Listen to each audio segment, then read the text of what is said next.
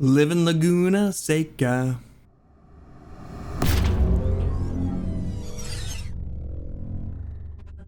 Okay, so Laguna Seca, this is a tricky track. I think took me this making this 132 224 time took me probably, I don't know, I started at like 7 o'clock today. It's too early in the morning.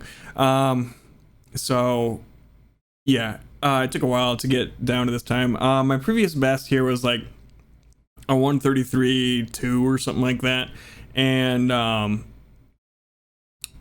that was hard. I started out today like low 134, and we got it back down to a 132.2. I'm pretty happy with that.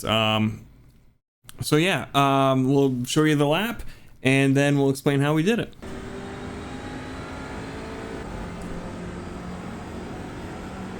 You've just done a 133.07. Sector 3 is 0.40, slower than your best.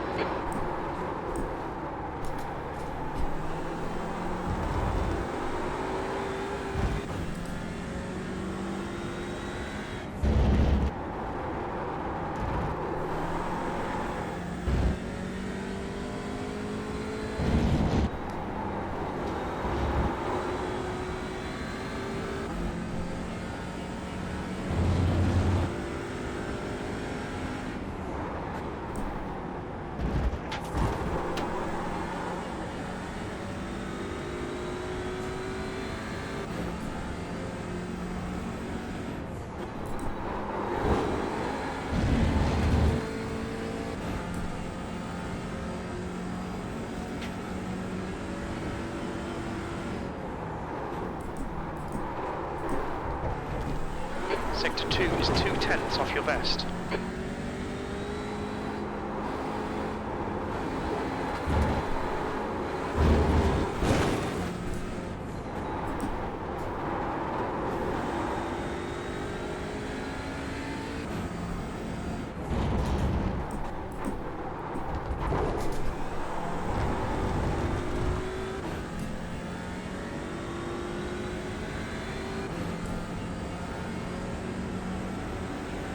Your last lap time was at 132.2.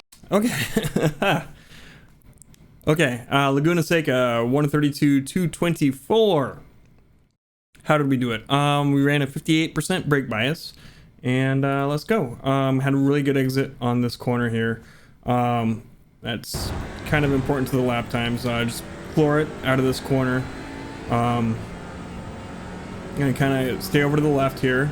A lot of elevation changes on this track, and our first braking point's gonna come up here. There's a white line in front of this 3 here, so we're gonna hit that, and we're gonna kind of try and keep the car straight as we brake. Pretty heavy on the braking zone. We're gonna slowly shift down to third as we're turning the car in, and we're hit third there. Trail off. As we're trailing in, we're putting the gas back on, and we're gonna kind of hold a little bit of throttle here and kind of feed it back in slowly. Kind of modulate as you need to keep the understeer under control, and then as we exit, full throttle. There we go. All right, now next braking point is going to be around the 2 here. Just kind of come on over, and then it's just going to be a light tap on the brakes, just a little tap there to get the car kind of turning the right direction, and just trail off, and then we're back on the power before we get there. Just kind of modulate as you get there, full power after the apex, and then power on out. You know, watch these traces here, and if you go back while you're watching the lap, you can kind of watch them too as they're going. They got the line. It's a little easier. Dab the brakes there at the 2, just a little bit to get the car turning in, and then we're on the throttle just a little bit, and then we feed it in slowly as we come through this corner here, and then full power, and then we're just powering on through for this whole little section here, and then next braking point is going to be kind of at the 3-ish. Yeah, and 70% ish, and then we're gonna kind of start trailing off pretty soon. Watch the brake bias or brake there, and then we're kind of coming in. You want to avoid hitting that red thing. I did, but it'll be a little quicker if you didn't. And we're feeding the throttle back in as we hit the apex there. And we're gonna come on over. You can use this little white strip here, and we didn't that time, but can. And then full power on up. This corner is so hard for me. So it's just a little dab on the brakes, just a blip, and then we're dropped to fourth. And then you want to come here. You don't want to hit that red thing, but you want to come in and have the power feeding in at the same time, if that makes sense. This is as much for me as it is for you. So yeah, power out and then start feeding the throttle back in. And we're going to kind of come on over to the right hand side, and we want to stay on the right hand side. I've kind of found, I think with the way that the elevation works on this, and I could be wrong, but it seems if you stay on the right, you have to, it's a steeper hill on the right left hand side than it is on the right. So you kind of want to stay on the right hand side over here. And then we're going to cross on over. And then we're going to kind of go from this white line here over, back over to the right.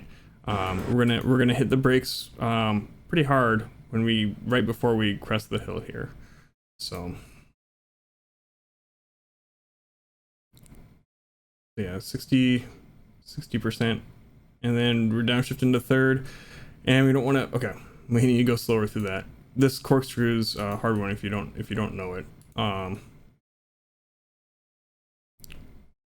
So we're on the brakes. We're gonna shift down to third. We want to come on over as close as we can here. If you go over though, you're gonna get a slowdown probably. Off track for sure, up to like a 1 second slowdown. For if you cut that just a little bit. So we don't want to do that. And then here, people will tell you to aim at these trees. I'm kind of aiming in between them in my head.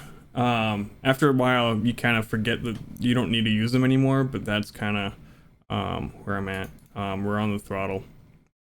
Again, here, you come off and get into the gravel there, it's a off track, if not a slowdown, a major slowdown. So, but we want to ride it as close as we can to it. So that was a pretty good one on that lap. So we're gonna go on the outside. This is such an important corner, tricky one. We're gonna show you it from the outside here. All right. So again, coming up, we're gonna hit the brakes.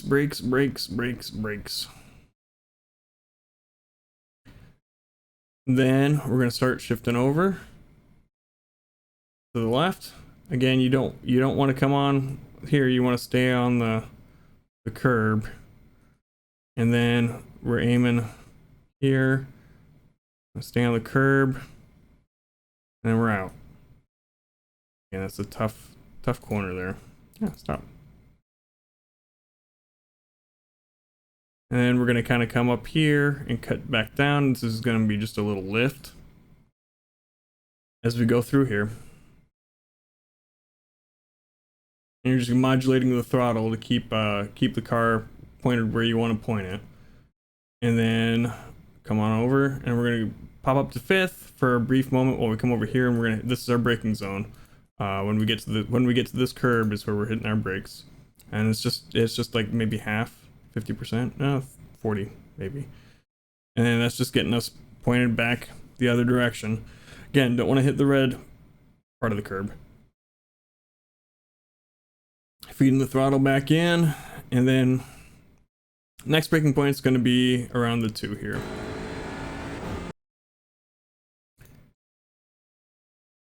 And there we go.